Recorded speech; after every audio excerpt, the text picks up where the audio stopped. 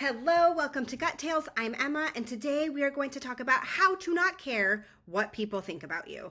I know that this topic is so hard, and so often in our society, we are so overwhelmed and have anxiety over what people may think. Should I post this video? Shouldn't I post this video? Should I talk about my disease? Shouldn't I have to talk about my disease? You know what? You know what I say? Do what is best for you. Do not live your life confined by the thoughts and chains of other people. Yes, I will repeat that one more time. Do not live your life stuck and confined in the thoughts or chains presented by people, because oftentimes we are so self-conscious and we hold ourselves back, and that stops us from growing. That stops us from healing. I'll give an example. So my daughter, she's 10. She has beautiful long hair. Well, she had beautiful long hair, and she wanted to cut her hair. And her dad said, no, I don't want her to cut her hair. Everybody's going to think she's a boy. It's going to be so difficult for her.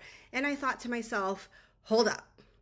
That is not the message we want to teach our daughter. She gave valid reasons why she wanted shorter hair. She plays hockey. She was sick and tired of her long hair. She was sick and tired of washing her hair. She didn't want to brush her hair anymore. She just wanted something easier to manage. And so I thought, what if we told her, you cannot cut your hair, even though you gave us all of these practical reasons of why you should cut your hair, which does make sense, but we said, no, we're not going to let you cut your hair because people might think you're a boy, or people might judge you because of it. People may treat you differently. People may be mean to you because you have short hair.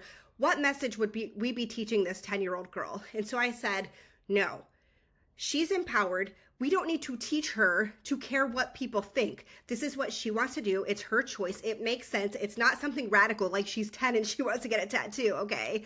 And so we let her cut her hair, and it looks very cute. She is super happy, and she's like, I'm comfortable with this. Like, somebody already thought she was a boy, and she does not care, okay? And so this goes in our everyday lives, and especially those of us who suffer from inflammatory bowel disease or other autoimmune condition. Oftentimes we don't open up about our conditions because we are afraid what people will think about us. And I'm here to tell you, who cares? You are living it day to day. They aren't. If you are afraid of somebody's judgment, or they do in fact judge you, then that is a great clue to you to let them go from your life. It doesn't have to be forever, but if, this is a consistent, they're not supporting you, they've always judged you, and now they're just being downright mean, then it is a great indicator of, I don't need this negativity in my life. I don't need this person in my life. And so they're actually doing you a favor by being a jerk or being judgy, because they are showing you that they are not your tribe. They are not your support network. And so it's hard enough having a chronic inflammatory disease, but it's harder to try and hide it because you're embarrassed or ashamed. I have IBD. I have Crohn's disease.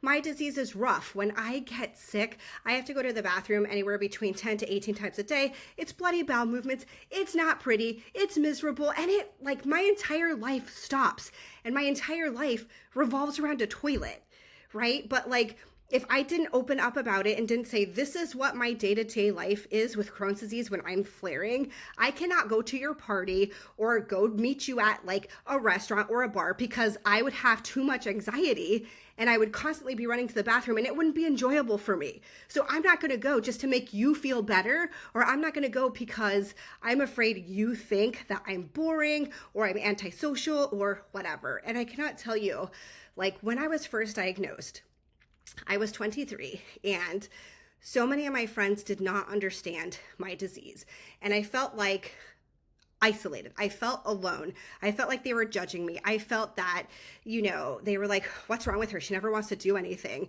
And so I started blogging about my disease because my family didn't understand. My friends didn't understand. Anytime I didn't want to do anything, out of necessity, they figured that I was being boring or I didn't want to do anything. And guess what? I was barely surviving. I ended up on TPN for 3 weeks. And for those of you that don't know, TPN is total parental nutrition, which means I was being fed all of my macro and micronutrients through my veins. I could not have anything by mouth. It was several days before they even let me have ice chips in my mouth. It was so rough, but they didn't see this. They didn't see behind the scenes. And so I realized it is so important that one, I am not embarrassed about this illness. And two, I tell the world what IBD is, because so many people suffer in silence. There are patients who don't tell their family. And though this is rare, they do end up dying. That has happened before. And it breaks my heart to know that somebody is suffering in silence and they don't feel like they can tell their family or their friends. They suffer in silence. They don't get medical help. And then, though rare, they do pass away. And it does happen every now and then. And it breaks my heart because that person had their whole life in front of them. And so I am such an advocate of letting you all know, do not care what people think. If people are rude to you, if people are condescending, then you know what? They're letting you know that they are not your tribe. And so it's important that you find people who will support you, who will be there with you, who do understand your condition. And so for me personally, when I was diagnosed, I started a blog just detailing what my day-to-day was like, what my struggles were like. And that was really eye-opening for my family. And then later on, I wrote a book, Gut Tales, which it is a funny, tastefully crude comedy about life with IBD because, it goes through, one of the chapters is called Luau Puau, and it's hilarious, not so hilarious, because, I talk about it in a funny way about when I went on vacation to Hawaii, but I was flaring and how I had to rack my mind about what am I going to do if I'm on this beach and I have to poop? Where's the bathroom? Can I go in the ocean? That would be so gross. But what am I going to do? And it talks about the struggles and the anxieties. And so if we never say anything, we are suffering in silence. I don't want you to suffer in silence. I want us to empower each other and empower others and not care what people think. I learned this too late in life. I was always very self-aware and cared what people think. And I thought, no, I am not going to teach that to my daughter. Now, obviously, I do not give a shit what people think. I speak my truth, and my truth is the truth, because I'm not going to just make stuff up like, some people in the holistic health community. I'm not going to tell you that sugar is going to kill you or whatever, because scientifically that's not true, right? But I want to let you all know that life is too short to care what other people think. Keep a journal, anything that is an outlet for you to release your feelings and emotions. See a therapist if that will help. That has helped me. I also waited too long to do that.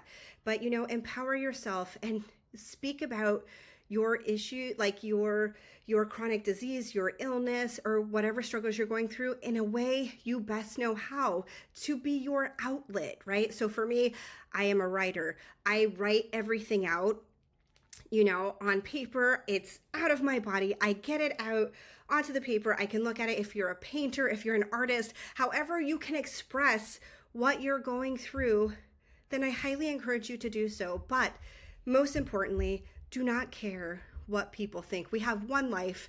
It's our life. We're the most important person in our life, because if we're not healthy, nothing else is healthy. I see that with my kids.